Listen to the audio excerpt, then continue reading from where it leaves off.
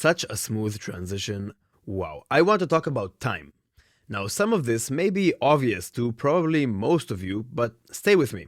I want to make sure that we're all on the same page. Music is an art form that takes place over time, as opposed to a painting or a sculpture where the entire effect of a piece is presented in a single point in time.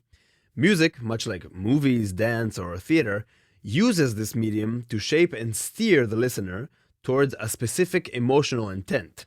This is basically a very pretentious way of saying that time and rhythm are very important. Now, time is a very abstract concept, so for us to be able to discuss it, we need to agree on how we measure it first. And only then we can refer to it and take part in any kind of discussion. That's why we have calendars and clocks, just to make communication about time possible.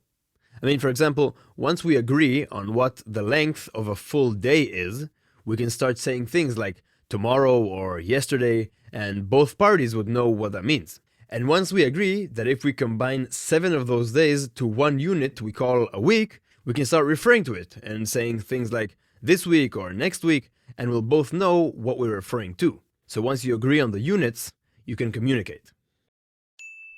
The same concept would apply for distance, for example. This is 1 centimeter, and 100 of these is 1 meter, and 1,000 of these is 1 kilometer.